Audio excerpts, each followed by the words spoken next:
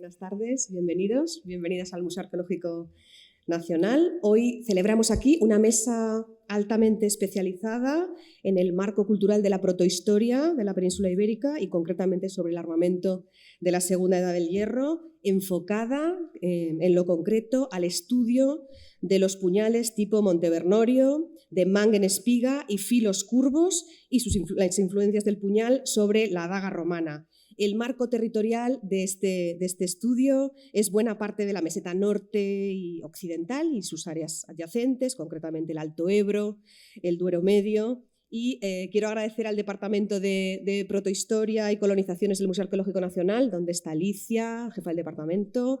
Muchas gracias por la organización de esta mesa, al hilo de una reciente publicación que tenemos aquí, un trabajo del doctor Roberto de Pablo Martínez sobre estos tipos de armas en estos territorios.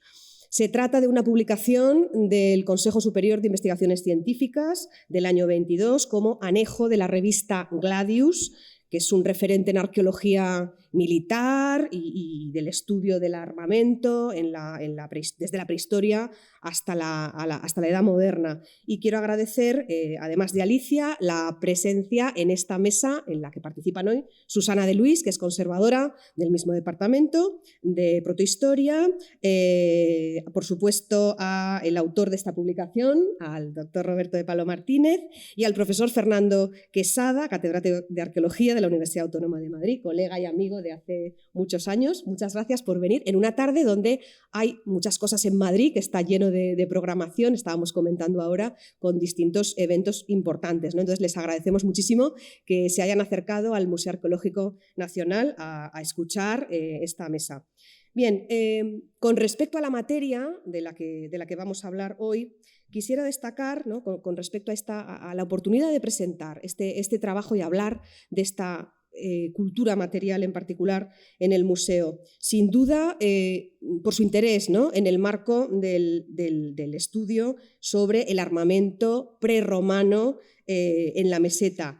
Concretamente vamos a hablar de armamento ofensivo, con una investigación y con una historia de la investigación muy temprana, ya desde finales del siglo XIX, con muchos trabajos, de un elemento que es muy icónico, ¿no? Podríamos decir, esos puñales, ¿no?, dentro de la cultura material de la Segunda Edad del Hierro, es un elemento muy, muy icónico, con muchos valores, evidentemente, dentro de la historia militar y social, pero también simbólica y antropológica, incluso económica. O sea que ahí se puede sacar mucho partido, ¿no?, en el estudio de esta cultura material. Además, en un museo como el nuestro, que seguro muchos de ustedes conocen esa colección prerromana, ibérica, celtibérica, pues tan importante, tan potente, tiene mucho sentido presentar un estudio como este, ¿no?, que es muy minucioso y que sin duda va a ser base referencial para futuros estudios del armamento prerromano, porque es un catálogo y una tipología muy minuciosa y muy bien hecha. Pues tiene mucho sentido que lo presentemos hoy aquí, ¿no?, porque como estudio referente de esas panoplias peninsulares anteriores a la conquista romana de la península ibérica. Desde el Museo Arqueológico Nacional queremos felicitar al autor del trabajo y a los editores también del trabajo. Al museo, además, le interesa este estudio en un doble sentido, ¿no?, por nuestra propia colección y el mejor conocimiento de nuestra colección, pero también por el proyecto de investigación en torno al estudio tecnológico y simbólico de los puñales tipo Mirabeche y Montevernorio, de los que luego Susana nos hablará, ¿no? Este proyecto que coordina el Departamento de Protohistoria, en el que participa nuestro Departamento de Conservación y otras instituciones, como el CENIM-CSIC, que determinará, ya nos lo explicará Susana, composiciones, estructura de estas armas para su mejor conocimiento y difusión de este conocimiento, que es lo que hacemos en los museos, y para su mejor conservación también. Por tanto, bueno, es una materia que nos concierne directamente en el ámbito de la investigación, en el ámbito de la conservación y de la difusión, ¿no?, para transferir un poco ese conocimiento sobre estos elementos de la cultura material prerromana, que cada vez son mejor conocidos gracias, por ejemplo, a estudios como este. A continuación voy a dar la palabra a los que saben de esta materia. En primer lugar, al doctor, el profesor Fernando Quesada, que es nuestro gran especialista español en armamento en la antigüedad. Bueno, la verdad es que resumir el currículum de Fernando, aquellos que lo conozcáis un poquito, en 2 minutos es una misión imposible. Fernando, sus principales líneas de investigación han sido y son el análisis de las sociedades mediterráneas a través de los conflictos bélicos y la historia militar y, por supuesto, la cultura ibérica. Fernando ha dirigido una decena de tesis doctorales. El día 9 de febrero estábamos comentando, que es una fecha que nos une. Presenta como director también una estupenda tesis doctoral centrada en cultura ibérica en la Universidad Autónoma de Madrid. Dirige el grupo de investigación consolidado Polemos de la Autónoma de Madrid sobre arqueología e historia de la Guerra Antigua, y de sus más de 500 publicaciones académicas y divulgativas, pues destacan sobre todo las que dedica al estudio de la guerra en la antigüedad, el armamento y, por supuesto, la cultura ibérica, especialmente en Andalucía. Es investigador principal del proyecto Ciudades y complejos aristocráticos ibéricos en la conquista romana de la Alta Andalucía, del Mineco, y es el sexto de una serie de proyectos que se remontan ya al año 94. Actualmente está excavando en el Cerro de la Merced, en Cabra, y en el campo de batalla de época cesariana de la antigua Ulia, en Montemayor. Y ha sido durante 15 años director de la revista Gladius y de la serie de monografías, justamente anejos de Gladius, ambas del Consejo, y además de director de los cuadernos de prehistoria y arqueología de la UAM. Él tiene una trayectoria, en fin, investigadora, docente y una faceta divulgativa que también en los museos nos interesa mucho, ¿no? Como autor de artículos en publicaciones como de historia militar especialmente, como Despertaferro, La aventura de la historia, en fin, National Geographic Historia, en fin, su literatura, su bibliografía es muy extensa. En esta mesa el profesor Quesada nos va a contextualizar, ¿no? este trabajo, él va a centrar un poco la cuestión del estudio de los puñales en esa segunda edad del hierro tienes la palabra, Fernando, muchas gracias. Izquierdo a los miembros del Departamento de Protohistoria y Colonizaciones, Alicia Rodero, Susana, su invitación para estar aquí esta tarde, porque yo tengo un interés especial en este libro que ayudé a impulsar, primero como secretario del Tribunal de la tesis doctoral que le dio origen, y luego pues, impulsando su publicación en el CSIC, porque pensaba que es un libro importante y lo sigo pensando, de manera que estoy muy agradecido a la mesa por haberme invitado hoy. También quiero aprovechar para dar las gracias a la actual directora de la serie Anejos de Gladius, Marga Baldón, que está aquí con nosotros y que fue la que verdaderamente consiguió que saliera con todas las páginas y con todo el volumen, algo que hoy en día ya se sabe que las editoriales buscan reducir espacio y es difícil. Así que estoy muy contento de estar aquí, de verdad, y muchas gracias, Isabel, por tu amabilísima presentación. Bien, el puñal como arma es en la antigüedad un objeto, en cierto modo, ambivalente, como Jano bifronte, tiene dos caras. Por un lado, como en este cuadro en el que los asesinos apuñalan a César, es un arma de ladrones, de traidores, de criminales. Todavía hay manuales sobre armamento del siglo XIX, principios del siglo XX, que definen el puñal como un arma cuya hoja es lo suficientemente corta para poder llevarse escondida o embozada entre la ropa y así atacar traidoramente a un rival, pero en un contexto no militar, no honorable. Y por tanto tiene ese aspecto un poco siniestro. Todavía hoy usamos el término sicario para hablar de un asesino a sueldo. La palabra sica deriva de un tipo de puñal romano, corto, con hoja ligeramente curva. Y esa es una de las caras del puñal. Pero yo lo que he defendido siempre, y este libro contribuye a esa tendencia o esa línea de lectura, es que el puñal en la protohistoria de la península ibérica, antes de la llegada de Roma y durante los 2 o 3 primeros siglos de la presencia romana, tiene otra cara, y es la de un arma de una fuerte carga simbólica asociada a la libertad, a la aristocracia y a la dignidad del individuo. No es casual que en esta moneda, en este denario muy raro, que los asesinos de César acuñaron justo después de la muerte, se conservan apenas 20, con un píleos, que es un símbolo de libertad, aparezcan 2 puñales, supuestamente aquellos que se emplearon para el asesinato del dictador o del gran genio, o las 2 cosas, y uno de ellos tiene un aspecto, una apariencia que recuerda mucho, de hecho, sin duda lo es, a los puñales hispanos que en esta época el ejército romano empezaba a adoptar, inicialmente de manera ocasional, irregular, como lo vamos a ver enseguida, como botín de guerra. Y esta es la segunda cara, que es la que yo creo que es más apropiada a la península ibérica, a los contextos funerarios donde estos puñales aparecen, sobre todo, lo cual no quiere decir que ocasionalmente uno no apuñalara por la espalda a alguien usando un arma embozada. Son 2 cosas distintas. De hecho, esta estela, poco conocida, conservada en el Museo de Padua, es la estela de Minucio Lorario, era un centurión de la Legio Martia. Es una de las primeras estelas, si no la primera, de un centurión de época tardo-republicana imperial, y Minucio Lorario, que estuvo probablemente casi con seguridad en la península ibérica, la Legio Martia fue reclutada por Julio César en torno al 47, en un momento álgido de la guerra civil, unos años antes todavía de la batalla de Munda, pero cuando ya habían habido combates en la zona de Ilerda, en la zona del ámbito de lo que ahora es Cataluña.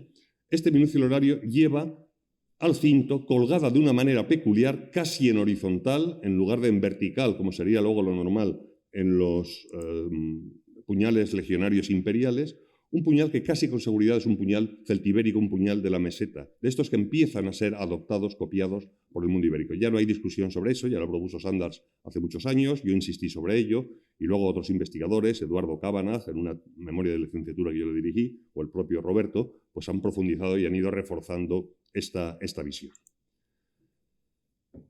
Pero esto no es algo que se refiera o se aplique solamente al mundo antiguo. Esta imagen del puñal como un símbolo de libertad, de estatus, incluso de linaje. Piensen ustedes que en una asamblea, que es algo característico de las sociedades prerromanas, incluso del mundo griego, no es habitual, aunque a veces ocurría, ir completamente armado. Se suele ir, precisamente para evitar discusiones que deriven en derramamiento de sangre, se puede ir desarmado, inerme, pero el puñal en este contexto no es un arma, es un símbolo que certifica mi estatus como hombre libre y de un linaje elevado. Todavía hoy, tengo aquí 2 ejemplos, eso ocurre así en sociedades de mentalidad aristocrática arcaica. Uno es, en la derecha, el kirpán. El kirpán es el puñal, uno de los 4 símbolos que todo Sikh, esa religión bélica surgida en la India en torno al siglo XVII, todo Sikh debe llevar siempre, junto con el pelo largo, la ropa interior blanca, el handa, en fin, hay una serie de elementos, y esto ha dado lugar a verdaderos problemas en más de una ocasión, porque para un Sikh, este puñal, el kirpán, no es más un arma que el crucifijo que una persona lleva colgado del cuello en España es un símbolo de tortura. No se entiende como arma y hubo un problema en Canadá porque la escuela quiso impedir que este chico llevara su kirpán a clase y el Tribunal Supremo acabó aceptándolo, porque era parte de su esencia propia.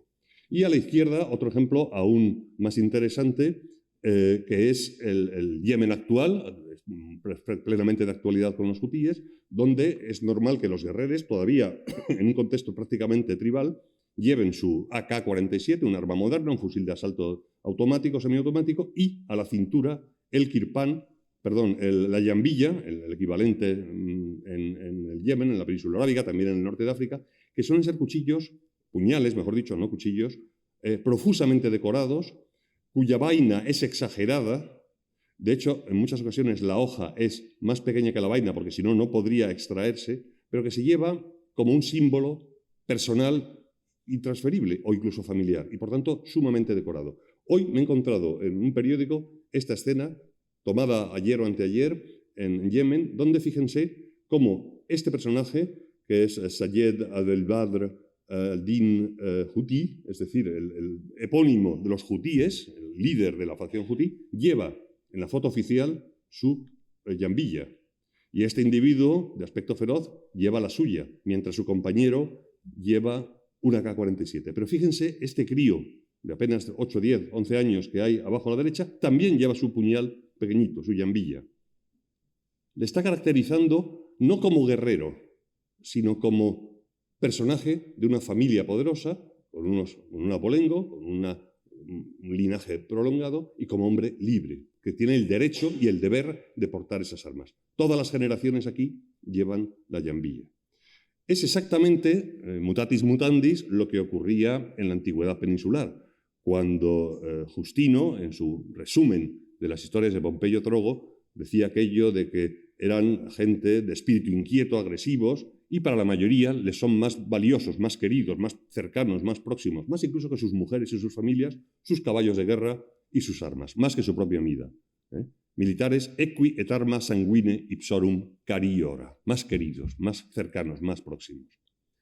Y esto es lo que yo creo que ocurre en muchas sociedades de mentalidad arcaica, tal como las he definido en un libro que escribí hace algunos años, se llama Ultima Ratio Regis, un control y posesión de las armas de la antigüedad a la Edad Moderna, y es un hilo que no supone que entre la llambilla o el kirpán y los puñales celtibéricos haya ninguna relación directa, pero sí una relación de uso y mentalidad que oculta la primera versión de arma traidora o de ladrón. Una cuestión importante es que en la Edad del Hierro de la península ibérica las armas son en general mucho más cortas, de hoja, de tamaño mucho más pequeños que la del resto de Europa en el mismo periodo.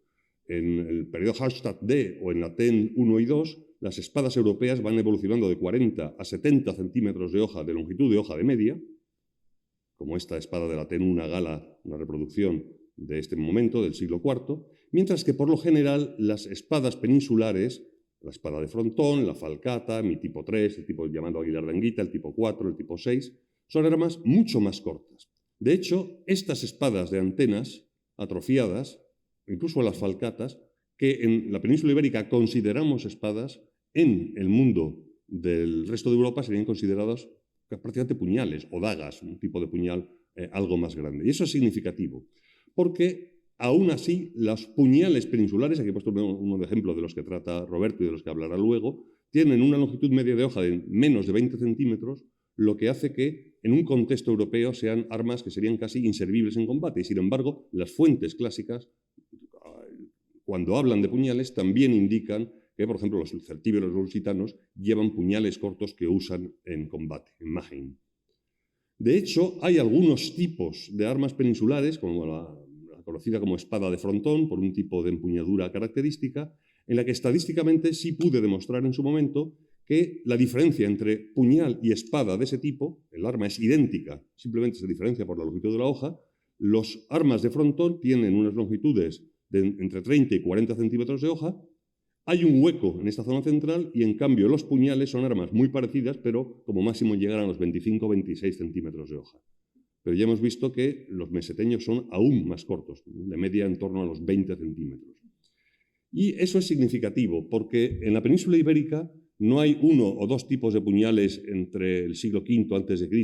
y época de Julio César, en torno a mediados del siglo I, sino hay toda una serie de familias de puñales. Yo cometí un error cuando diseñé y edité este gráfico y lo publiqué. Los llamé tipos, hablé de tipo 1, puñales ibéricos, tipo 2. Debería haber hablado mejor de familias o grupos, porque expresa mejor mi pensamiento de entonces y desde luego el actual. Hay puñales más largos, los puñales triangulares ibéricos, que muchas veces se han considerado, por el hecho de tener antenas atrofiadas, de tipo celtibérico o de origen meseteño. No es así. Estos puñales son de origen y distribución fundamentalmente andaluza, con algunas piezas encontradas en el ámbito portugués, en Alcácer do Sal, en Extremadura, incluso en la meseta septentrional, pero es una rareza.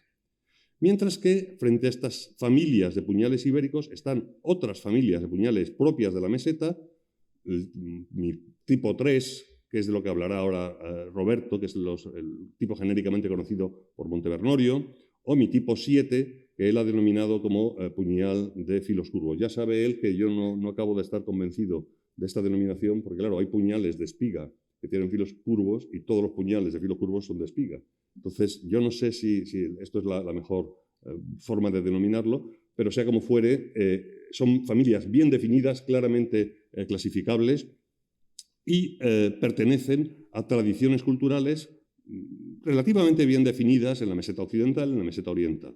De esto para mí incluye dos familias, los tipos tuyos de filos curvos y de puñal de espiga, pero luego tenemos todas las variantes de tipo bidiscoidal, antiguamente llamados biglobulares, no son glóbulos, son discos, que pertenecen sobre todo a la meseta oriental y que tú has demostrado ya definitivamente que no se pueden considerar propias del mundo vaceo o del mundo betón de la meseta occidental. Es decir, hay muchas familias, pero tienen en general algo en común. Suelen aparecer en contextos funerarios, en contextos de tumbas de distintos grados de riqueza o de complejidad, pero son armas muy a menudo extraordinariamente decoradas y cuidadas, con damasquinados, es decir, con embutidos de hilos de metal precioso, oro, plata, a veces aleación de cobre o cobre, y con una complejidad que es inhabitual en otros tipos de armas, salvo algunos modelos de espadas muy característicos.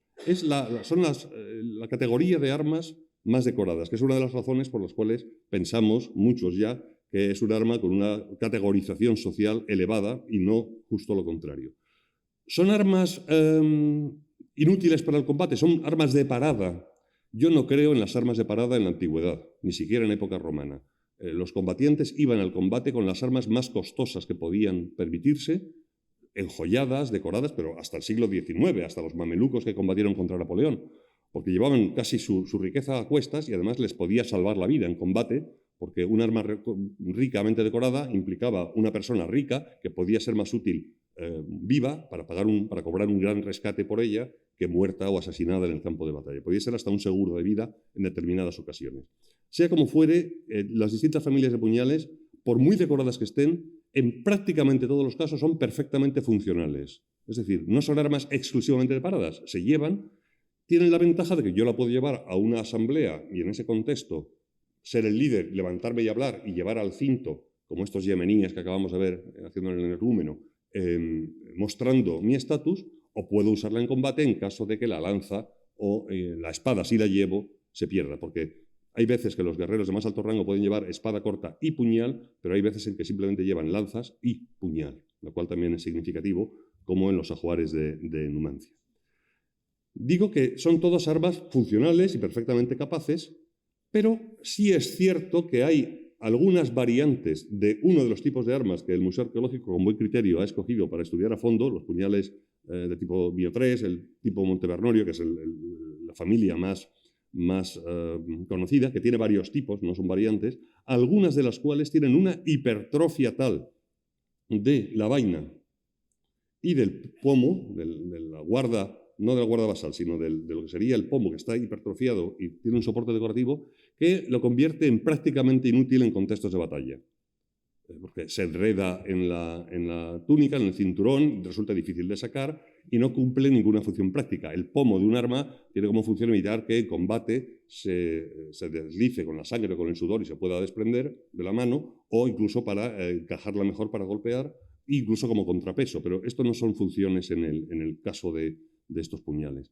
Hay puñales de este tipo que sí son propiamente, no diría ornamentales, porque las hojas son perfectamente funcionales, son rígidas, no son miniaturas, pero sí que están destinados a un contexto social elevado y su profusión decorativa es el máximo ejemplo de estas familias de puñales peninsulares de los que ahora se va a seguir hablando. Yo lo voy a dejar aquí, he querido simplemente encajar las dos familias de puñales de las que se van a hablar dentro del concepto de simbolismo, función, trayectoria y valoración de los puñales en el contexto de la Edad del Hierro peninsular y también del Mediterráneo antiguo. Muchísimas gracias, lo dejo aquí.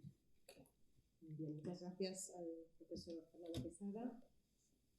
Muchas gracias, Fernando. A continuación, Roberto de Pablo Martínez, que es doctor en Historia por la Universidad de Valladolid, donde también ha impartido docencia. Roberto ha realizado estancias de estudios en la Universidad de Oxford, en el País Vasco, y a pesar de su juventud tiene más de una treintena de publicaciones, o solo o en colaboración con otros autores.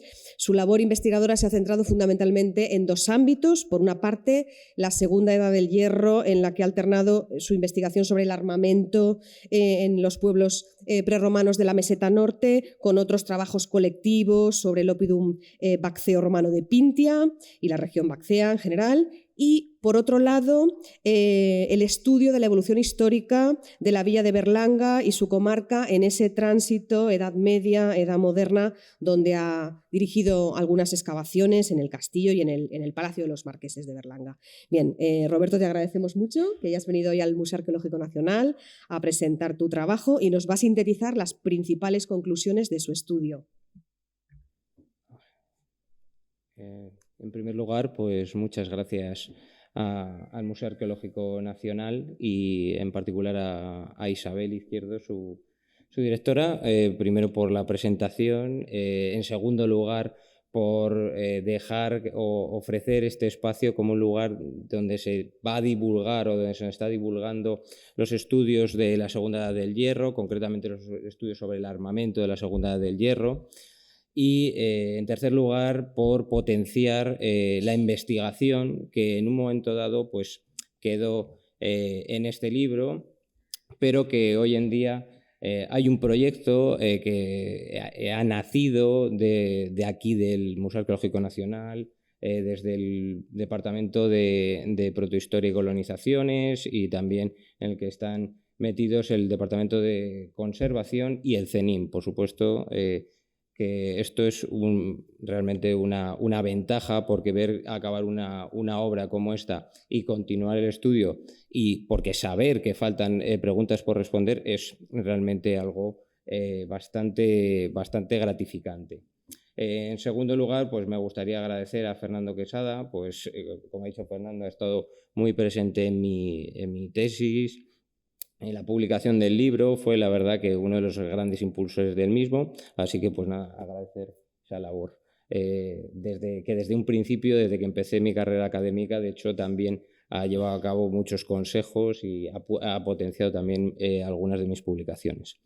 Y por supuesto a mi tutor Fernando Romero, que está por ahí también. Bueno, pasando ya al contenido del libro y al tema que nos ocupa hoy, pues sabemos que durante la Segunda Edad del Hierro, en la zona de la meseta norte, se extendió un mismo tipo de panoplia o un mismo tipo de armas, un mismo tipo de conjunto de armas, y es la zona que aparece marcada aquí en el mapa. Una zona que se extiende entre la cuenca central del Duero y la cuenca alta del río Ebro. En esta zona se extendió un tipo de panoplia que era bastante escasa, es decir, se componía de tan solo 4 armas, o por lo menos hoy en día solamente podemos hablar claramente de la existencia de 4 armas que portaran los guerreros. Por un lugar, en esta ilustración de Luis Pascual Repiso podemos ver la lanza, por otro lado el escudo, el puñal y finalmente la espada, un tipo de arma que era bastante excepcional entre los guerreros de la zona de la meseta norte, del centro de la meseta norte, durante la Segunda Edad del Hierro. Es cierto que esta tradición armamentística, que en algunas ocasiones pues, se ha denominado de tipo Mirabeche-Montevernorio, por la influencia que llevan a cabo estos dos yacimientos en el estudio de las armas, Mirabeche, que se sitúa en la zona norte de Burgos, y Montevernorio en la zona norte de Palencia, pues esta tradición armamentística no solamente fue típica de un pueblo de la protohistoria, sino que se extendió más allá de los límites de 2 y 3 pueblos de la protohistoria. En concreto, podíamos hablar en la zona centro de la meseta del pueblo Bacceo, luego tendríamos un poco más al norte el pueblo de Autrigón, o los Verones o los Caristios ya en el actual País Vasco, en la actual provincia de Álava. Pues bien, nosotros, aunque iniciamos el estudio de todas las armas de esta panoplia, finalmente nos centramos probablemente, y como han dicho mis dos compañeros de mesa anteriormente, en la arma más icónica de la panoplia, es decir, en el puñal. Es el puñal donde reside o donde se desarrolla la tecnología más avanzada de los artesanos durante la Segunda Edad del Hierro, y es algo que no me voy a extender en absoluto porque es algo de lo que trata el proyecto que luego expondrá Susana a continuación. Bueno, los 3 puñales que se van a suceder a lo largo de esos 4 o 5 siglos que dura la Segunda Edad del Hierro en la meseta norte, es decir, entre el siglo V a.C. y el siglo I a.C., son el puñal Montevernorio, posteriormente el puñal de Manguerespiga y finalmente el puñal de Filoscurvos. La obra como tal lo que hace es un estudio en profundidad de cada una de estas armas y les dota de un contexto cronológico y también les intenta ver en cada una de ellas la evolución o los elementos más modernos a la vez que también los más arcaizantes. Para el estudio de estos puñales hemos recurrido a 3 fuentes de estudio. En primer lugar, los textos y referencias de autores grecolatinos, en segundo lugar, la iconografía y en tercer lugar, los objetos arqueológicos, que evidentemente van en orden de importancia, de menor a mayor. Los textos y referencias de autores grecolatinos, evidentemente, nos citan la existencia de puñales en la meseta, como por ejemplo en el pasaje de Salustio, que nos narra la conquista o asedio de Aníbal a Salamanca. Y en ese asedio, una vez que los hombres se han rendido y salen al exterior, las mujeres esconden entre sus ropajes los puñales y ya fuera del poblado se los dan a los hombres para que ataquen nuevamente a los soldados romanos. Esto es meramente una cita, es decir, casi una noticia tangencial sobre el tema que ahora nos ocupa, que serían los puñales. Ya una segunda fuente de información es la iconografía, una iconografía que se caracteriza porque procede en la mayor parte de las ocasiones de la zona periférica de la meseta. Es muy paradójico porque mientras que en el centro de la meseta procede la mayor parte de los objetos arqueológicos, precisamente, y ahí en la zona del centro hay una ausencia casi no total, pero muy acentuada de la iconografía, vemos como en toda la periferia es de donde procede la mayor parte de la iconografía que nos puede hablar, entre otras cosas, de cómo se llevarían estos puñales enganchados o suspendidos del cinturón. En este caso, uno de los sitios arqueológicos más importantes de todos es el sitio de Fozcoa, el valle del Fozcoa. Bueno, pues allí, entre muchos grabados de paleolíticos y de diferentes épocas temporales, vemos que existen varios grabados de época de la Edad del Hierro. Pues aquí, por ejemplo, vemos un guerrero, que es el guerrero de la roca 6 de Valedoforno, en el que aparece armado con un escudo, una lanza, y en el cinto aparece representado el puñal. Si bien, si hemos de destacar alguno de los grabados de Fozcoa, evidentemente nos quedaríamos con el de la roca 3 de Vermellosa, donde aparecen una monomaquia o un combate singular entre dos guerreros, y uno de ellos, el de la derecha, presenta un puñal dispuesto en horizontal en la cintura. Si bien es cierto que si con algún grupo o con escultórico, más bien iconográfico, nos tenemos que quedar por realista y por espectacular, serían los guerreros castreños, que proceden la mayoría de la zona del Bajo Duero o lo que sería el actual norte de Portugal.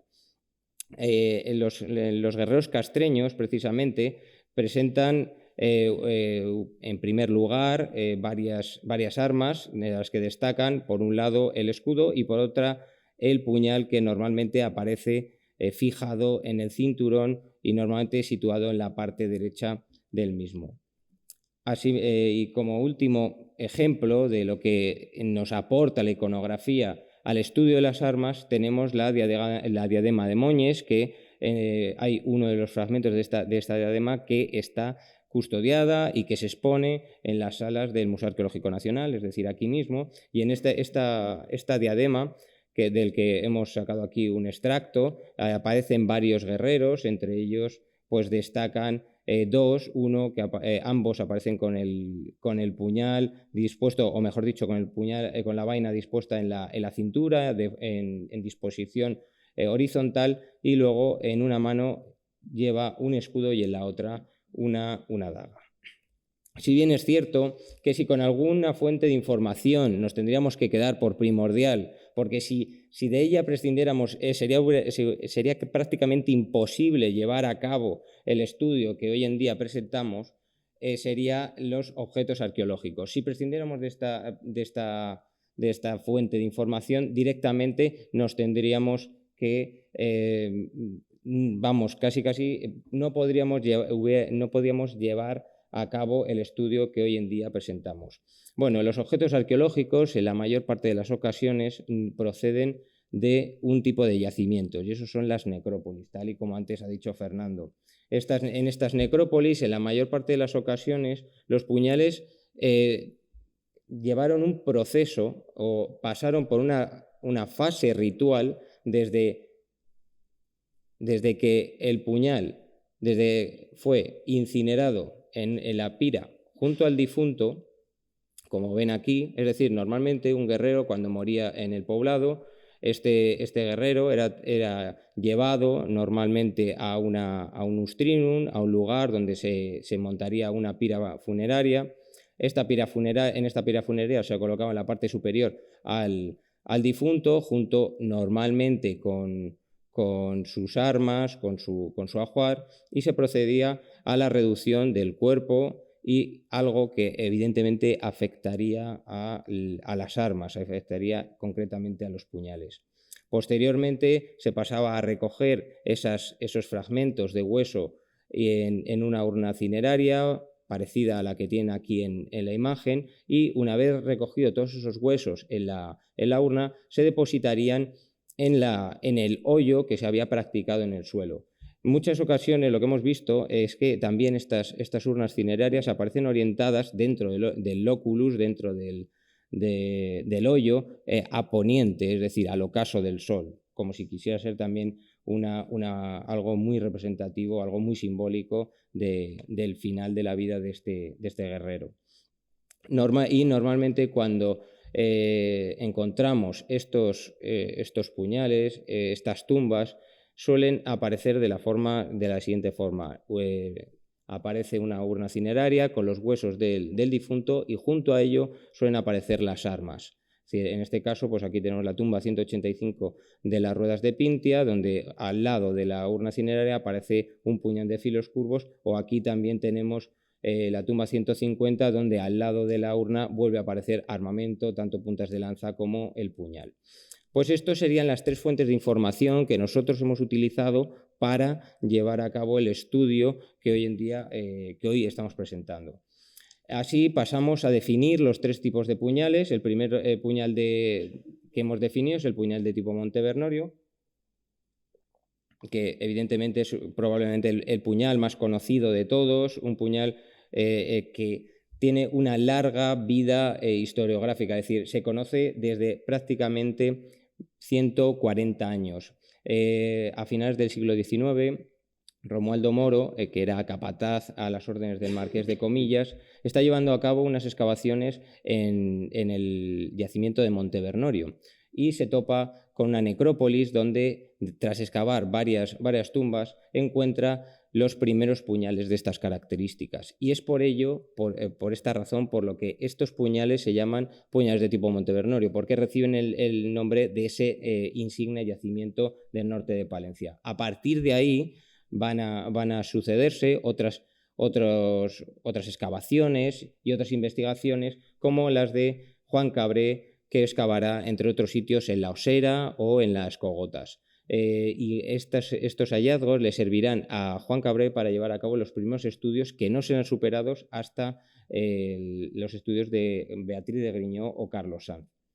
Como tal, el conjunto del puñal de tipo Montevernorio, igual que los dos que vamos a ver posteriormente, presentan siempre una característica única, y es que se componen ya no de dos piezas, sino de tres piezas. Es decir, como tal, el puñal es un conjunto de piezas. Por un lado tenemos la daga, por otro lado tenemos la vaina, y finalmente en este tipo de puñales vemos que hay una tercera pieza, que es la que le da una personalidad aparte, diferenciada del resto de los puñales de la península ibérica, y es que tienen un broche que serviría para situar el puñal en la cintura del guerrero. La primera pieza del conjunto de puñal es la daga propiamente dicha, que se compone de una hoja, normalmente con la parte inferior o el tercio inferior estrangulado, aunque hay algunas variantes que no lo tienen, pero Esta sería una característica bastante llamativa del mismo. Y luego tendríamos una empuñadura que se compone de 3 piezas. Por un lado la guarda, por otro lado el puño y finalmente el pomo. Si bien es cierto que el elemento que más personalidad le aporta al tipo Montevernorio es sin lugar a dudas la vaina, es decir, una vaina que se compone de 2 valvas de hierro. Estas valvas de hierro rematan en su parte inferior en una contera, este remate que se resuelve con 4 discos o bien con un disco. Podría tener 4, es decir, podría ser tetralobulada o discoidal, como podemos ver en esta imagen. Y el tercero de los elementos que componen el conjunto del puñal sería el broche. El broche se caracteriza fundamentalmente por 2 cosas. Ser una pieza alargada que en sus primeros compases de existencia podía medir unos 10 centímetros de longitud, pero que poco a poco fue creciendo hasta alcanzar los más de 50 centímetros. Ello hizo que algunas de estas piezas se partieran y que para que siguieran creciendo se tuviera que poner una bisagra para así conseguir casi un verdadero cinturón metálico. Esto lo veremos sobre todo en los siguientes tipos. Esto, tras el estudio de estas piezas, de estas 3 piezas que formaban el conjunto del puñal Montevernorio, pasamos a estudiar el lugar donde se dispondrían los puñales. Ya Juan Cabré, en los años 30, propuso que los puñales se disponían en la cintura y de forma horizontal, algo que nosotros compartimos. Es más, parece que algunas representaciones iconográficas vienen a reforzar o respaldar estas ideas tanto de Cabré en su momento como nuestras en la actualidad. Es cierto que de los puñales Montevernorio una de las cosas que más pueden llamar la atención verdaderamente es la decoración. Son puñales en los que vemos una decoración pues sobredorada, chapada, pero sobre todo hay una decoración que está o llama la atención por encima de todas, y es el damasquinado o la taugía. Esta decoración es la que vemos, por ejemplo, en este puñal de la necrópolis de Piñuelas, en la que esta decoración lo que hace es llevar a cabo una incisión en la base de hierro de la vaina para posteriormente embutir un hilo de plata y crear, siguiendo un diseño previamente pensado, y crear un auténtico horror vacui en la vaina, en esta valva. De hecho, nosotros hemos llegado a reconocer hasta más de 130 motivos decorativos en este tipo de puñales de tipo Montevernorio. Ya finalmente, el estudio del puñal tipo Montevernorio acaba con una propuesta de secuencia evolutiva que recoge también los estudios de Carlos Sanz. Y así la evolución del puñal de tipo Montevernorio pasaría en primer lugar por una fase formativa que se dataría en la segunda mitad del siglo V a.C. Luego pasaríamos a una primera fase de desarrollo, primera mitad del siglo IV a.C., segunda fase de desarrollo. Luego, ya en el siglo III, una fase de plenitud, que es cuando aparecen estos puñales con esos pomos hipertrofiados de los que hablaba Fernando y que en muchas ocasiones podrían no ser muy funcionales a la hora de utilizarlos en la lucha o en el combate.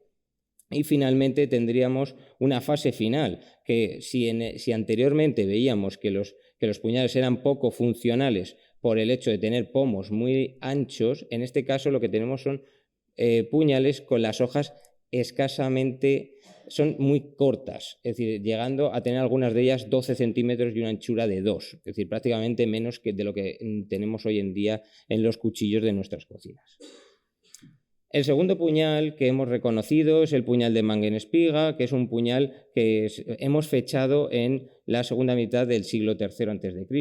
Este puñal sigue teniendo la misma estructura en cuanto a los componentes que el puñal Montevernorio, es decir, se compone por un lado de de una daga, por otro lado de una vaina, y finalmente tenemos un broche de cinturón de perfil arqueado que ya incorpora esa bisagra que hacía que el broche se pudiera quitar y poner en la cintura del guerrero sin que corriera el peligro de romperse. Este puñal, digamos que rompe con la tradición montevernorio, sobre todo en un aspecto, y es que cambia esas vainas compuestas por dos valvas por vainas que se denominan de cantoneras, que probablemente fuera por influencia de lo que se estaba produciendo en la Celtiberia. Aquí lo que hemos hecho es proponer una reconstrucción de cómo sería un guerrero baxeo o autrigón con un puñal de manga en espiga colocado en la cintura, y que hemos querido ver también en el grabado del guerrero de la Roca 6 de Valle do Forno.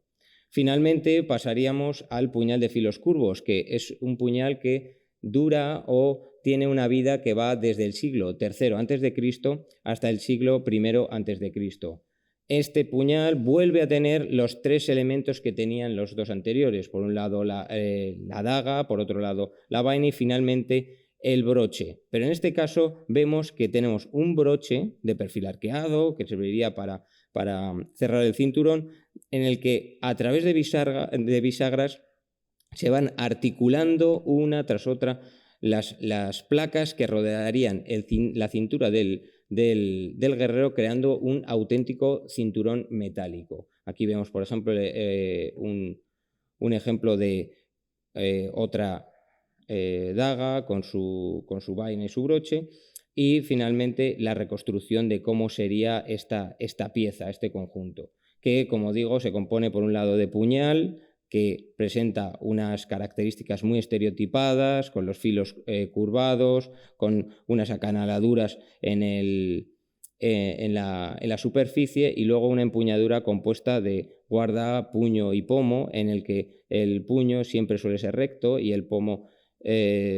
también, y que es cierto que la conocemos porque ha aparecido en una tumba, en la tumba 11 de la Cascajera. Sin embargo, son elementos bastante poco comunes, porque la mayor parte de los casos estos puñales han perdido su empuñadura.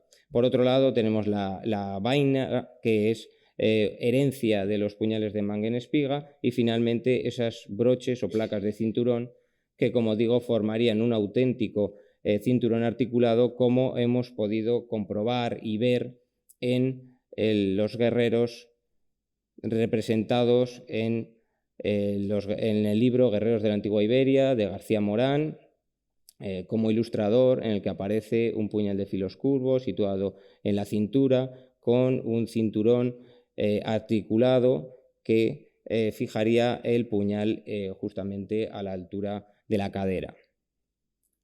Este puñal también lo hemos querido ver en algunos conjuntos iconográficos, como por ejemplo los guerreros castreños. Precisamente en el guerrero deleceño vemos la terminación del cinturón de forma apuntada, y que nos recuerda vivamente a la terminación de los broches. Pero también hemos querido ver en estos mismos guerreros de deleceño, en otro en concreto de ese mismo yacimiento, unas líneas verticales que parece que quisieran representar estas bisagras o estas articulaciones que llevaban los cinturones de estos puñales. Finalmente, acaba el trabajo con la influencia que va a tener este puñal en el origen del pugio romano. Sabemos que el pugio romano tuvo su origen muy probablemente en la península ibérica, y fue la creación muy probablemente de artesanos romanos que se influyeron o que tuvieron como influencia, por un lado, los puñales celtibéricos, los puñales bidiscoidales, y por otro lado los puñales que nosotros acabamos de exponer, los puñales de filos curvos, que los romanos pudieron conocer a su llegada a la meseta norte. Así, llegamos a una serie de resultados. En primer lugar, y como resultado más evidente, más objetivo, es la distribución de los puñales en diferentes yacimientos. Casi todos los puñales se suelen hallar en la zona norte del Ebro y en la zona centro del Duero. Algunas proyecciones, como este puñal de Gallego de Sant Tomé, o algunos otros de Carabias. Esto sería el mapa de distribución de los puñales Montevernorio. También tenemos otro mapa de distribución, ya mucho más escaso, que es el de los puñales de Mangen-Espiga, que ha aparecido en apenas 8 yacimientos, pero sí calcando prácticamente los mismos lugares que los puñales Montevernorio. Y finalmente el mapa de distribución de los puñales de filos curvos. Los puñales de filos curvos se extienden un poco más allá que los puñales Montevernorio, porque al ser adoptados en algún momento por el ejército romano, llegan a aparecer incluso en campamentos romanos del norte de Europa, concretamente en el campamento romano de Nijmegen, de Holanda, donde se encontró una vaina de un puñal de filos curvos. Y también recientemente Fernando ha podido publicar un puñal hallado en Jaén, que muy probablemente salió con algún auxiliar o algún auxiliar romano de la meseta, y llegaría a Jaén de alguna forma.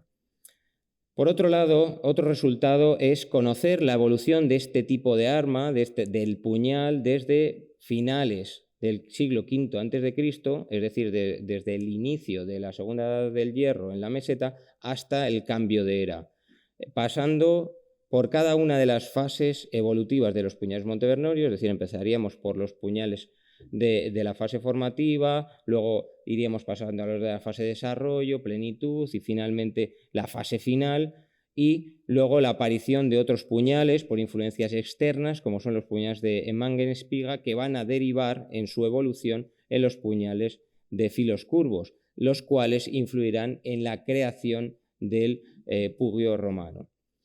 Ya como último resultado tenemos, y este último resultado realmente es un resultado que viene de comparar y de poner en relación nuestros estudios con otros campos, como por ejemplo el poblamiento, la economía o la sociedad.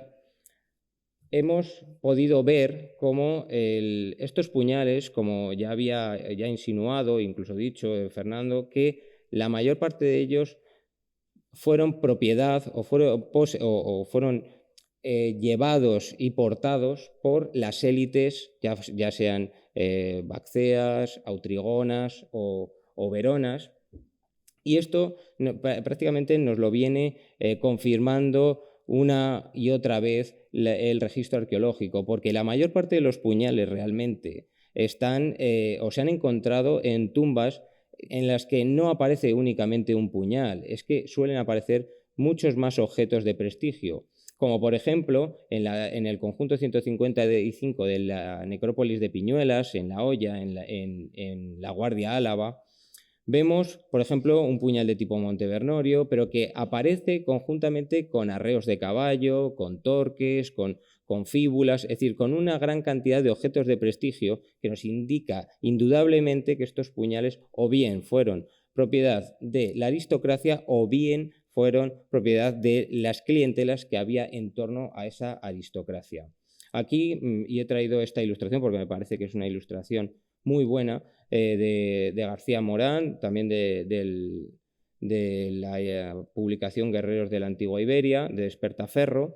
Se representa el guerrero de la tumba 28 de las Ruedas de Pintia, y vemos evidentemente un personaje de la aristocracia que se enterró no solamente con el puñal de tipo Montevernorio, como vemos aquí, sino con el resto de la panoplia, como podemos ver aquí el humbo de escudo, la punta de lanza, luego por aquí vendría una espada de tipo Mirabeche, y a mayores tendríamos también una crátera y algunos catinos que se han relacionado con el consumo del vino en la zona centro de la meseta.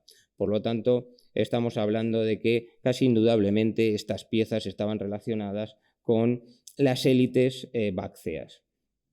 Finalmente, y subiendo un poquito en el nivel de abstracción, hemos querido también proponer y respaldar la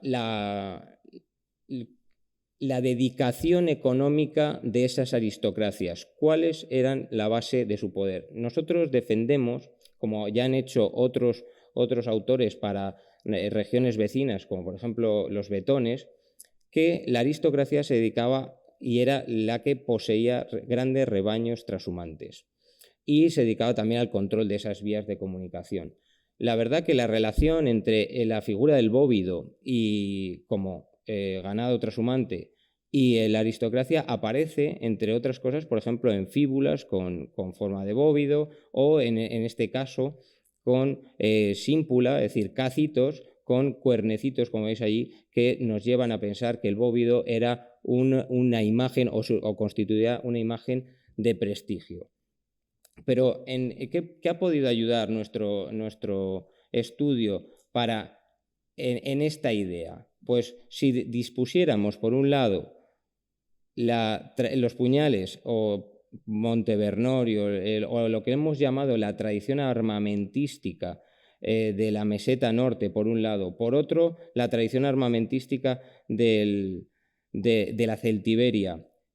Luego, imprimimos por encima las cañadas y cordeles o caminos trashumantes, vemos cómo prácticamente los puñales se van distribuyendo precisamente por una zona por donde van recorriendo esas cañadas, esos caminos trashumantes. Y hay en un punto donde se cruzan estos caminos trashumantes, que es el foco abulense, precisamente señalado aquí, donde precisamente en ese foco abulense aparecen puñales o armas de las dos tradiciones armamentísticas. Por un lado, es decir, en necrópolis como la Osera vamos a ver que hay puñales de enmangue en espiga, de filos curvos, de tipo Montevernorio, pero también puñales como este, que son de bidiscoidales, que vendrían desde la Celtiberia.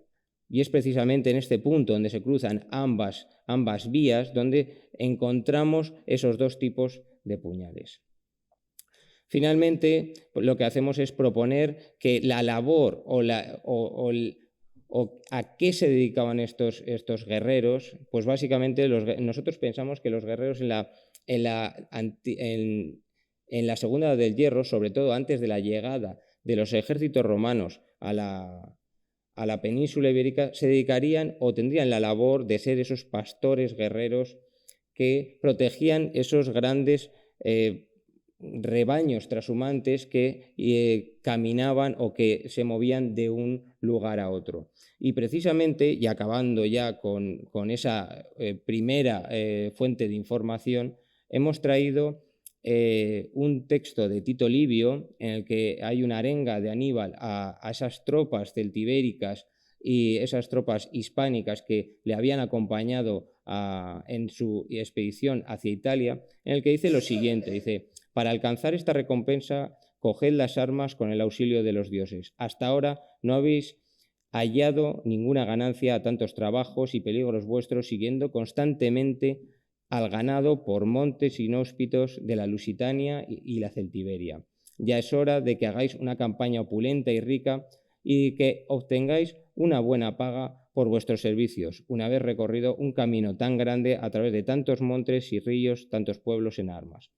Y esta sería como la última de los resultados que hemos podido llegar a partir del estudio de los puñales. Finalmente, y esto como casi de cara al futuro, espero que el estudio de los puñales no solamente nos hable de las élites, sino que también nos hable del artesanado, de aquellas personas que se dedicaban a la fabricación de las armas, y para ello, pues, qué mejor que ya nos explique Susana el proyecto que está en funcionamiento y nos podrá hablar de ello. Muchas gracias, Roberto, por esa síntesis de resultados y por esa parte gráfica estupenda que nos ayuda mucho a seguir, ¿verdad?, estas materias. Bien, y a continuación, finalmente representando al Museo Arqueológico Nacional, en la mesa tiene la palabra Susana de Luis Marillo, que es conservadora del Departamento de Protohistoria del Museo. Ella es licenciada en Historia, con especialidad en Prehistoria por la Universidad Complutense, máster en Arqueología y Patrimonio por la Universidad Autónoma de Madrid. Actualmente es doctoranda también en esta misma universidad y justamente durante 8 años formó parte del proyecto Montevernorio en su entorno en labores de técnico de laboratorio y de excavación arqueológica desde la Complutense. Actualmente es parte del equipo de investigación arqueometría, del proyecto Arqueometría y Arqueotectura protohistórica en la vertiente atlántica peninsular, que dirige el profesor Luis Berrocal de la Universidad Autónoma, y desde el 20 dirige además un proyecto de intervención arqueológica en un yacimiento asturiano de La Cerrosa, Lagaña. Y además, en nombre de este proyecto de investigación del museo, que como digo nos importa mucho por la parte de conocimiento de este tipo de cultura material, pero también por su conservación y por su difusión, nos va a comentar un poquito los objetivos, la metodología y los primeros resultados del proyecto. Susana, por favor. Muchas gracias, Isabel, por la presentación. La verdad que es un honor estar presentando este proyecto que comenzó en 2020 y que sea en esta mesa también acompañada. Desde el Departamento de Protohistoria y Colonizaciones partió esta idea de estudiar unos puñales que ya han visto porque son tan interesantes y vamos a comentarles un poco qué objetivos tenemos y qué metodología estamos aplicando para conseguir los resultados que queremos obtener. Para ello teníamos claro que necesitábamos contar con un equipo multidisciplinar y por ello desde el Departamento de Protohistoria necesitábamos contar con nuestras compañeras del Departamento de Conservación, quien está trabajando arduamente desde 2020 sobre todo es Bárbara Culubret y también Margarita Arroyo, restauradora, que ahora pues desarrolla su labor profesional desde el Museo Nacional de Artes Decorativas, pero que es especialista en restauración de armamento y de metales, con lo cual era básica su participación. También Marc Jenner, que además ahora pues, trabaja en el Centro Nacional de Investigaciones Metalúrgicas, en el CENIM, con el cual el Museo Arqueológico Nacional ha firmado un convenio en el marco del cual estamos desarrollando este proyecto. Además tenemos colaboradores como por ejemplo el Museo Nacional del Prado a través de Laura Alba Carcelén, con la que estamos realizando radiografías de estas piezas, que es una metodología muy importante para nuestro estudio, y Roberto de Pablo, que debido, ya han visto, a la gran labor que ha hecho de investigación, pues es el mejor conocedor sin duda de estas piezas.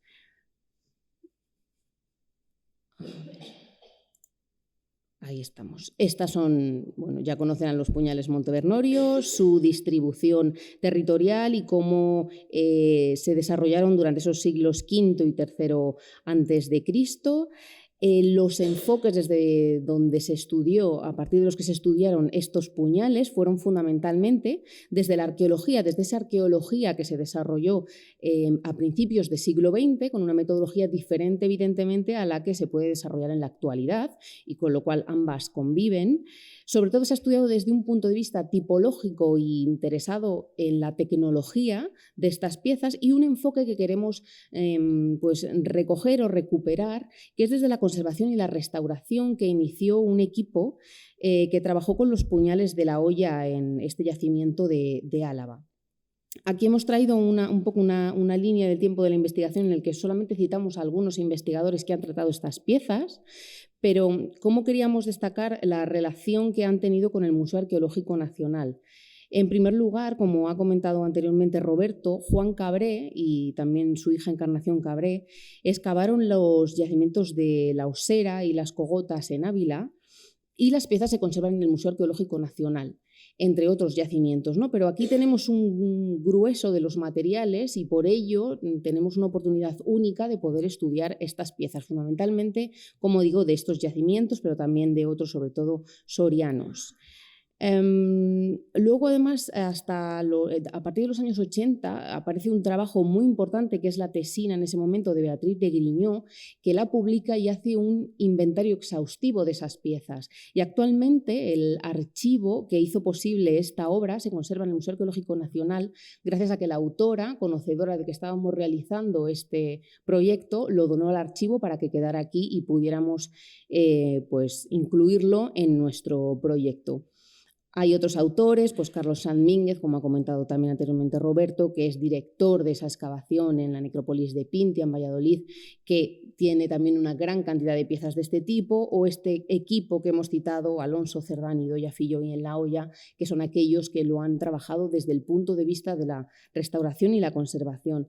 Cuando conocimos que Roberto, que ya le conocíamos por esas obras de Otros puñales, de Filos curvos, iba a publicar su tesis en la que había trabajado sobre los puñales Montevernorio, pues decidimos que indudablemente tenía que estar en el equipo y que además podíamos elaborar muy bien estos objetivos, ¿no?, que ya llevábamos trabajando desde 2020.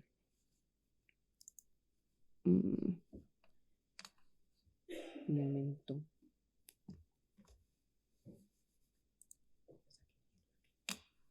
Es que no consigo.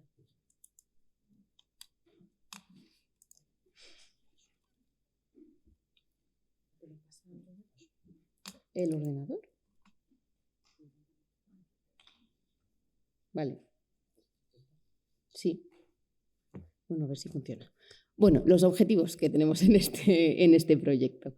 Queremos trabajar desde lo que la metodología se conoce como biografía del objeto, que es abordar su estudio desde que todavía la pieza no existe, es decir, desde que se está pensando en su diseño hasta que se expone en el museo finalmente, ¿no? Todo esto pasa por toda su vida, que queremos abordar también la obtención de la materia prima, el tema de por qué se elige unos materiales u otros, también centrarnos mucho en la fabricación y todos los pasos por los que pasa esta pieza, su uso práctico y ese uso que también ha comentado el profesor Quesada, simbólico, su amortización fundamentalmente, como hemos visto en Necrópolis, pero también en otros lugares, su hallazgo, también cómo afectan esos procesos postdeposicionales, es decir, porque van a estar unos 2.500 años bajo tierra y eso afecta a las propias piezas, y luego las que tienen más que ver con el desarrollo o el trabajo que realizamos en la institución, ¿no? Desde que se custodia hasta su parte de conservación y restauración y la exposición. Es que yo creo que se ha quedado sin pilas.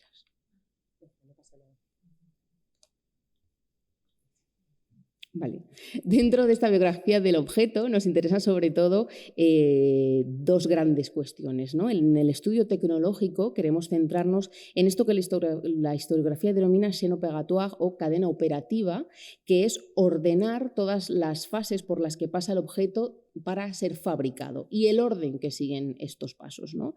Dentro de esta cadena operativa queremos atender y conocer cómo se unen esas partes, ¿no? Por ejemplo, esas dos valvas de la vaina que ha comentado Roberto, que se unen, tienen distintas maneras de unirse.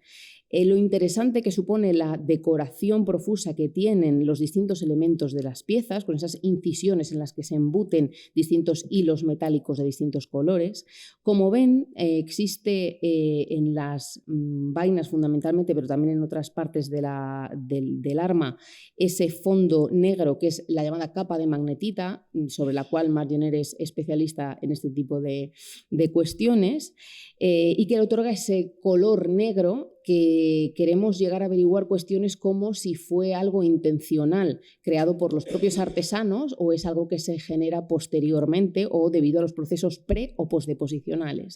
También, como les he dicho, cómo afectan estos procesos, porque en los procesos predeposicionales, antes de depositarlos, ya Roberto nos ha comentado cómo estas piezas, algunas de ellas, se incluían en la pira funeraria, y aquí hemos traído una de las imágenes de una vaina en la que ha tenido el fuego una acción contaminación que la ha dejado casi prácticamente derretida, y otra que puede ser que no haya pasado por la pira, ¿no? Entonces, este tipo de cuestiones queremos llegar a dilucidarlas, porque todos estos procesos afectan, por ejemplo, en el acerado de las hojas, si realmente ese acero, ¿no?, una vez que lo analizamos, es intencional o no, el caso de la magnetita, las soldaduras, si existen o no y cómo son, y también el tema de la decoración, porque como ven es muy variada.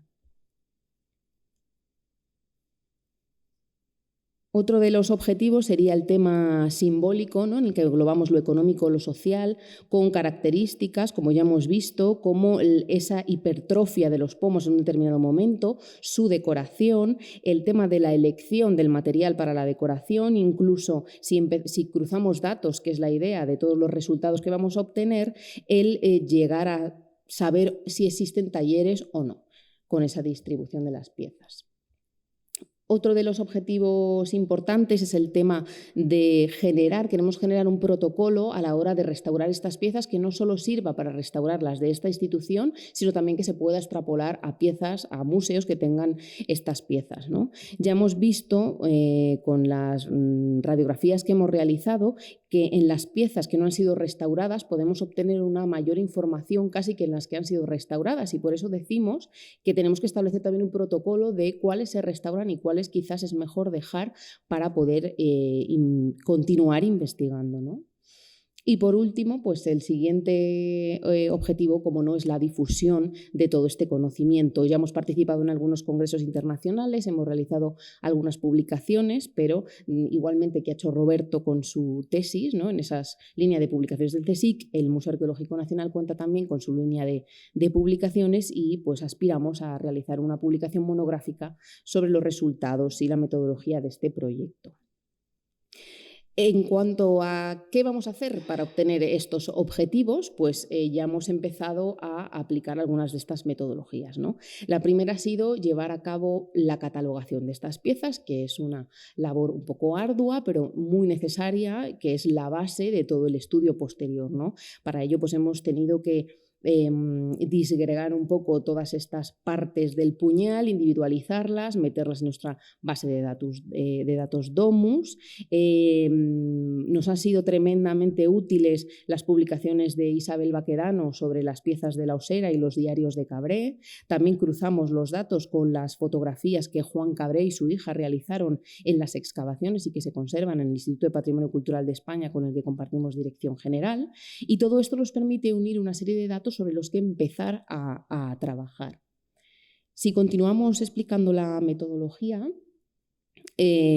otra que ya hemos avanzado bastante en ella ha sido el observar estas piezas con la lupa binocular, con la cual hemos podido luego concretar las zonas en las que realizaremos las posteriores analíticas, ¿no? Y han sido realmente reveladoras, una cosa tan sencilla como mirar en lupa binocular las piezas, como que hay algunas decoraciones que pensábamos que pues quizás estaban en esas incisiones, ¿no?, con los hilos embutidos, y en cambio con la lupa binocular hemos visto que también tienen sobre esas incisiones.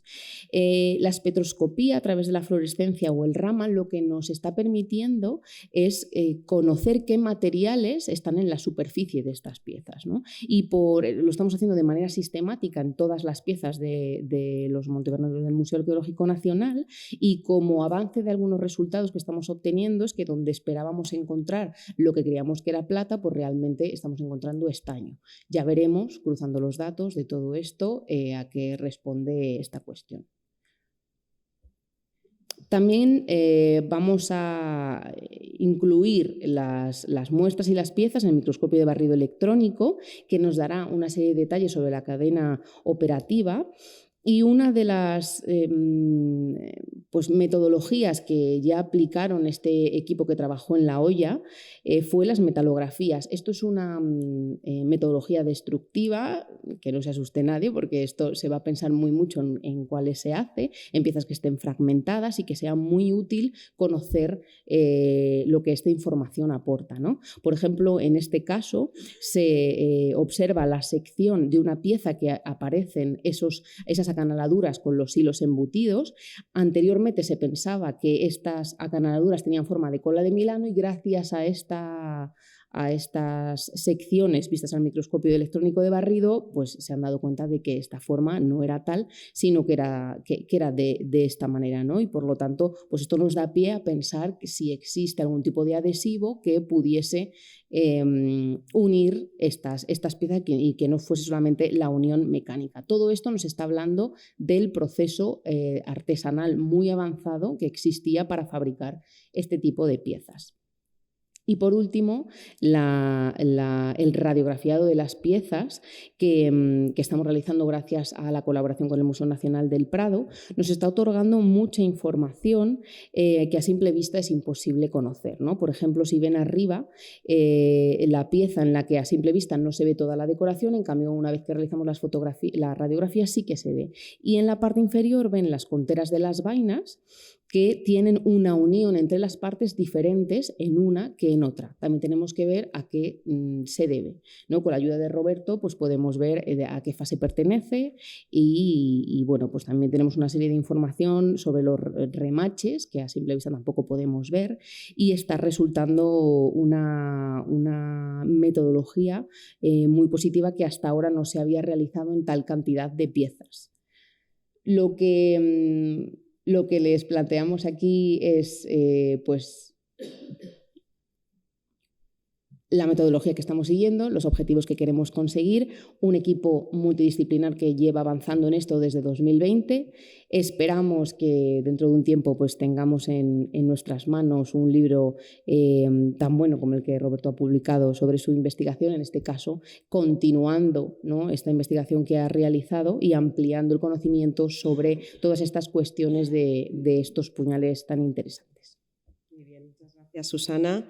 Muchas gracias a nuestros tres intervinientes. Yo creo que el estudio, ¿no?, de Roberto de Pablo ha quedado muy bien contextualizado, tanto en la presentación del profesor Quesada, ¿no?, desde ¿no?, su ámbito más amplio en esa segunda edad del hierro, en ese contexto prerromano, peninsular, como por el proyecto que continúa un poco la línea de este trabajo desde el Museo Arqueológico Nacional.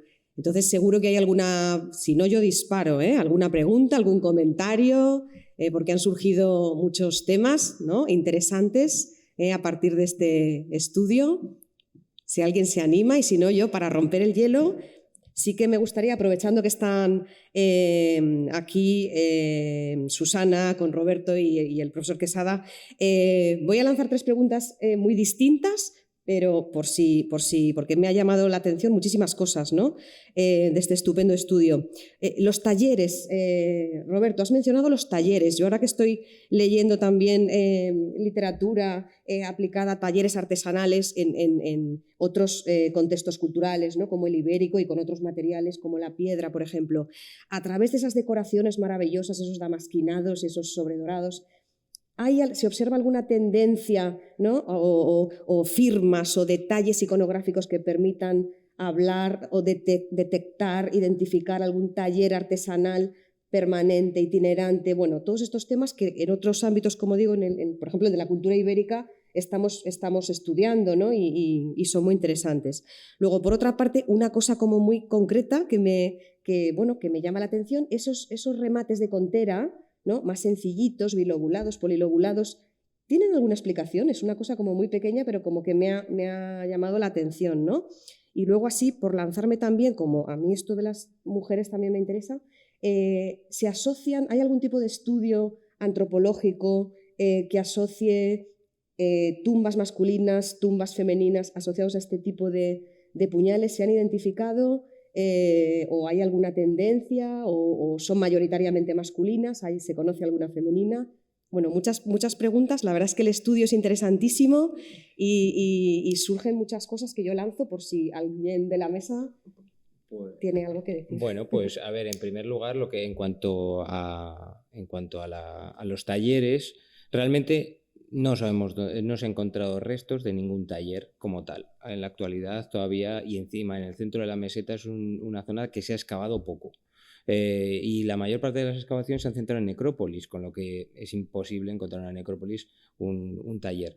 Si bien lo que hemos estado es acotando zonas donde surgen los primeros puñales. Y parece ser que por la distribución estaría en torno a Carlos Sanz, por ejemplo, tiende a localizarlo más en el Duero Medio. Yo soy más de ver el punto de fabricación o el taller de fabricación en la zona norte de Burgos, por la cercanía mayor a zonas de minas de hierro, de minas de hierro y tal, pero de momento es algo que es una incógnita. En cuanto a si eran talleres itinerantes o eran talleres fijos o estables, yo de momento es una opinión, el que luego mis compañeros de proyecto incluso con algunos todavía estamos en debate. Yo soy de pensar de momento de que hay un taller o dos talleres situados muy cerca y de los que salen prácticamente todas las piezas. ¿Por qué? Pues básicamente porque las piezas colocan siempre cada uno de los elementos. Estas piezas, sobre todo los Montevernori, son puñales, como bien definió Fernando en los primeros trabajos que leí sobre los puñales Montevernori antes de hacer la tesis, es que son puñales muy complejos. Pues son puñales muy complejos porque la estructura se compone de miles bueno, no miles, pero muchas piezas. Y colocar las mismas piezas con los mismos remaches, en los mismos lugares, con la misma morfología, se me antoja un poco complicado que haya más de un taller. De momento yo es lo que opino, pero bueno, la publicación es algo que ha llegado hasta donde ha llegado con los datos que hay en la actualidad y espero que en algún momento se superen con nuevos datos.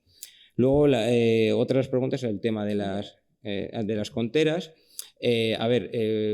Hace poco, hablando con Óscar García Vuelta, él hablaba de que si no me parecía que las conteras de tipo Montevernori, sobre todo las tetradiscoidales, que presentan ese cuerpo en forma de piel de toro, no me recordaba a las pieles de toro, y yo evidentemente le dije que sí, que de hecho ya la había mencionado en algún punto de forma a lo mejor tangencial. Y de hecho yo lo llego a relacionar incluso con esa figura del toro y del bóvido, que era la fuente económica de poder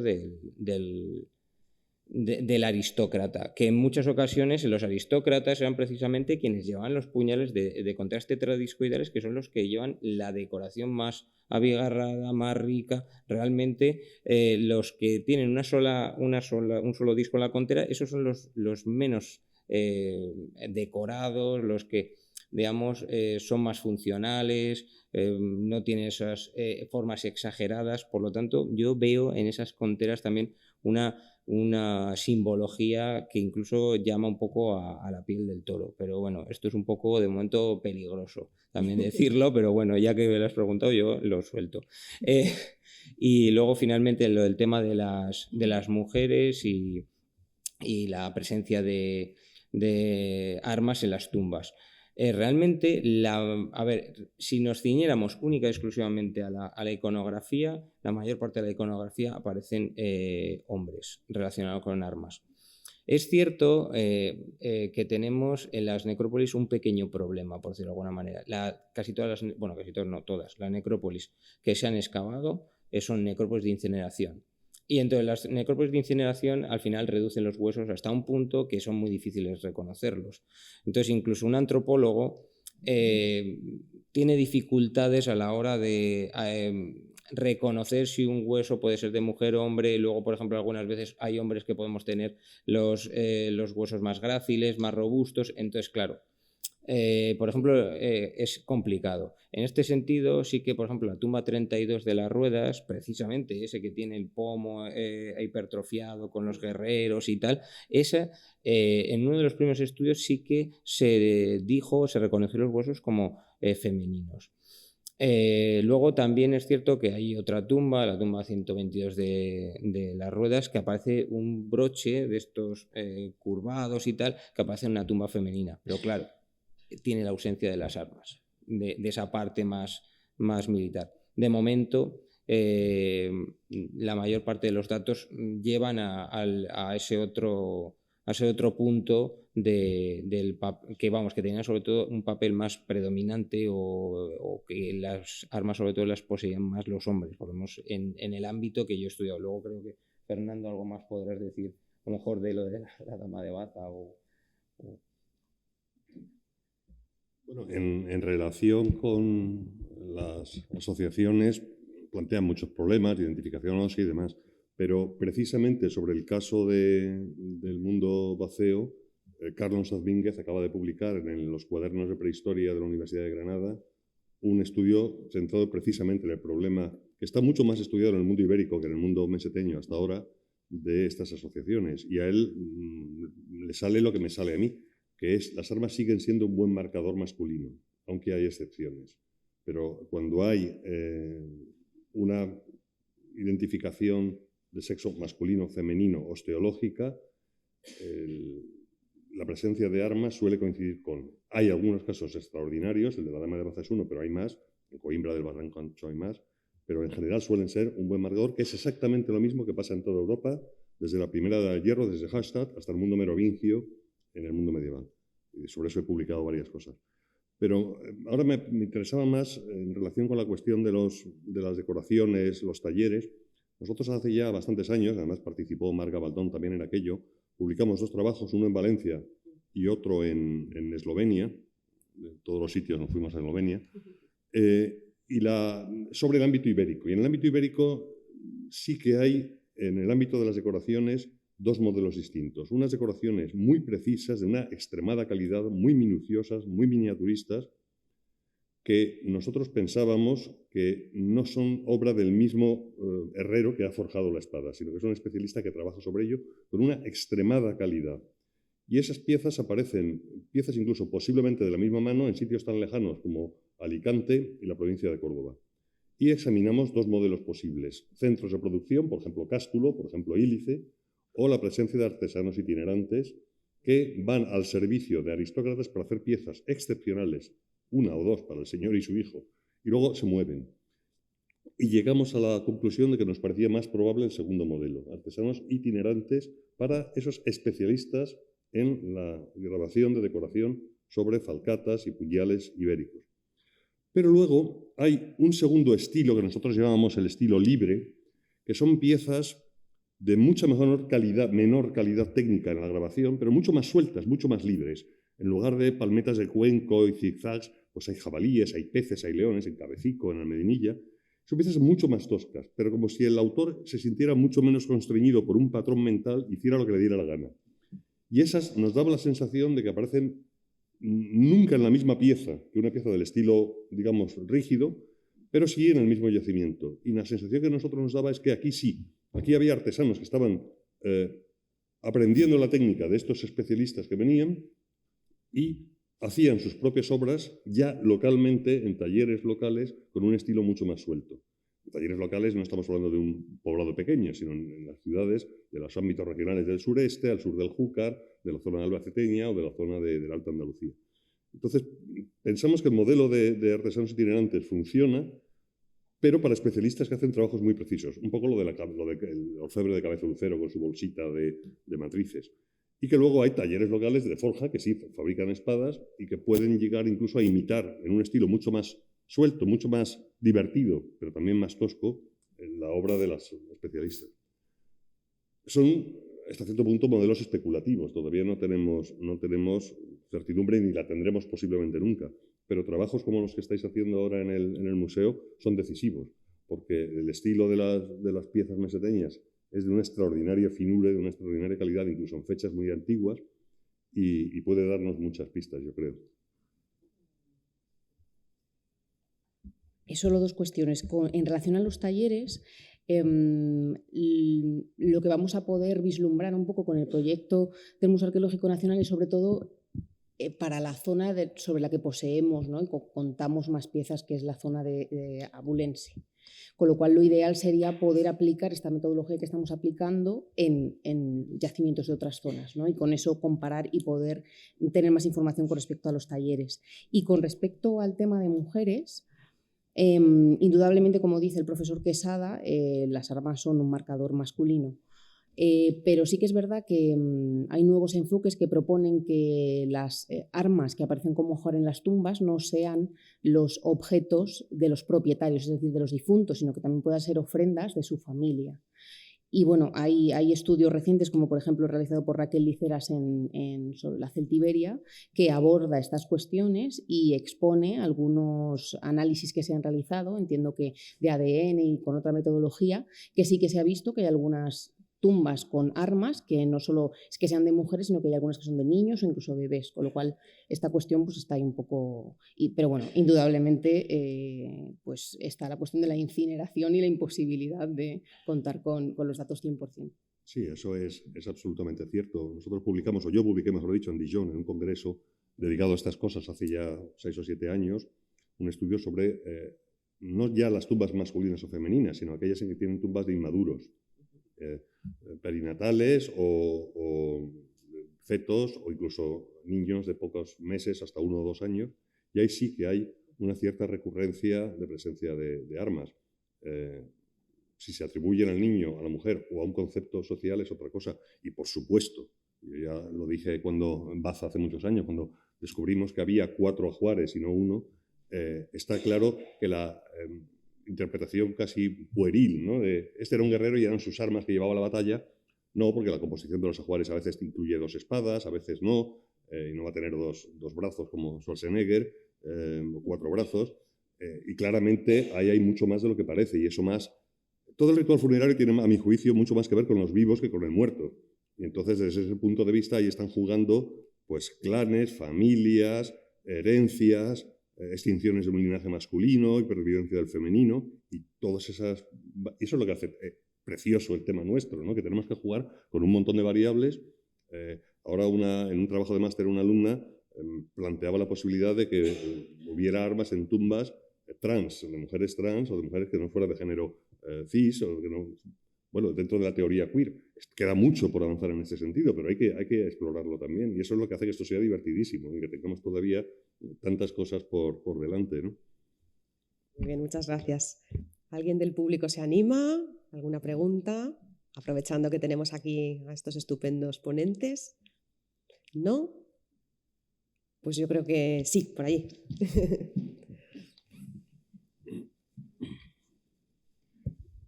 Gracias.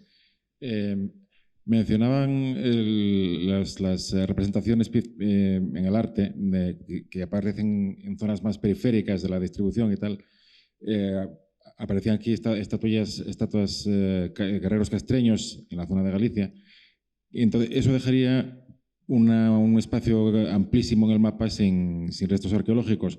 Entiendo que eso es por la ausencia de necrópolis en toda la cultura castreña y tal.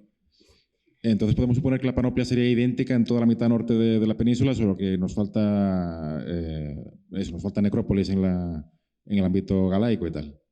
Es cierto que en toda la franja cantábrica y en el área galaica hay menos restos, pero están saliendo cosas. Estamos estudiando y se ha publicado alguna cosita todavía de unos cascos en unas cuevas de fechas bastante antiguas. Empiezan a aparecer más puñales en las cordales de la meseta, vamos, de la fachada cantábrica. Pero en el caso de los guerreros que llamamos galaico-lusitanos, yo creo que fue una bisagra, un congreso que hubo en Lisboa hace ya algunos años, que se publicó en los Madrid Ermitañungen, donde hubo ya un cierto consenso. Yo estudié el tema de las armas precisamente, pero hubo muchos especialistas, portugueses, alemanes, etcétera, incluso australianos, Vincent Megó, y el consenso es que, salvo alguna voz discrepante, estos guerreros son muy tardíos en general. Cuando digo muy tardíos es ya del siglo I antes y I después de Jesucristo. De manera que hay, incluso de época Julio-Claudia, incluso Flavia, incluso puede haber un hiato entre las representaciones de armas en estas esculturas y las armas reales que aparecen en zonas periféricas. Pero, como ha mostrado mi compañero Roberto hace un minuto, la presencia de elementos como estos puñales que corresponden a las variantes más tardías de las producciones meseteñas nos da una liaison, un link, un enlace entre las producciones meseteñas indígenas muy tardías del siglo I a.C. y estos guerreros galaicos del segundo. Pero como decía Peña Santos, el problema de los guerreros galaicos es que no sabemos dónde están sus huesos o sus cenizas. Y efectivamente hay esa ausencia. Pero empieza a haber cosas. El problema es que las estatuas son en general tardías.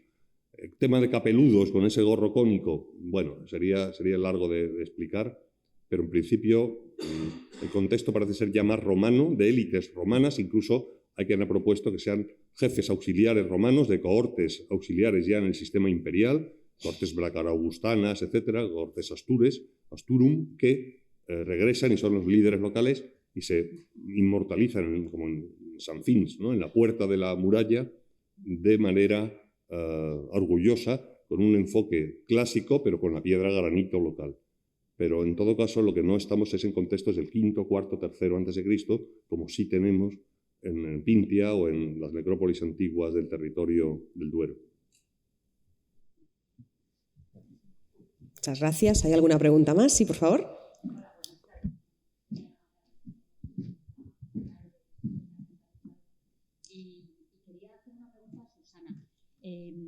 ¿Cuáles, numéricamente hablando, cuántas piezas tenéis previstas estudiar en este proyecto que tenéis en marcha? Por el tema de, bueno, sobre todo de cara a los talleres y a poder establecer unas estadísticas de las cadenas operativas, todas estas cosas. Gracias. Vamos a estudiar las piezas que conservamos en el Museo Arqueológico Nacional, que son puñales tipo Montevernorio, todas. O sea, ahí estamos. Entonces, claro, hay algunas piezas que las tenemos enteras, completas, pomo, guarda, hoja, vaina y broche, pero hay de otros yacimientos que tenemos solo el broche, o solo la guarda, o solo la hoja. Y entonces todas esas las contabilizamos. De hecho, claro, no me ha dado tiempo a abordar esto, pero tenemos nuestra base de datos con cada elemento individualizado, de tal manera que tenemos contabilizadas cuántas guardas tenemos, cuántos pomos y luego el número mínimo de individuos, que lo llamamos de puñales. Mínimo número de individuos de puñales completos son 46, que tampoco son tantos, pero bueno, ojo que también tenemos que hacer muchas analíticas. Pero claro, luego piezas igual nos vamos a unas 200 y pico individualizadas. Entonces nos vamos a centrar fundamentalmente en las del Museo Arqueológico Nacional. Lo que digo, sería ideal poder entablar alguna colaboración con otro museo que se anime a hacer una cosa parecida con las piezas de esta tipología. Claro, pues lo ideal sería analizar, por ejemplo, bien las de Pintia o bien las de la necrópolis de La Hoya.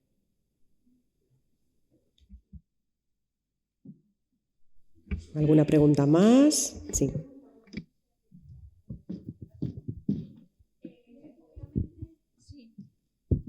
Obviamente, hacer o mandar a hacer un arma no está al alcance de todos. Estamos hablando de élites que se lo pueden permitir y tal.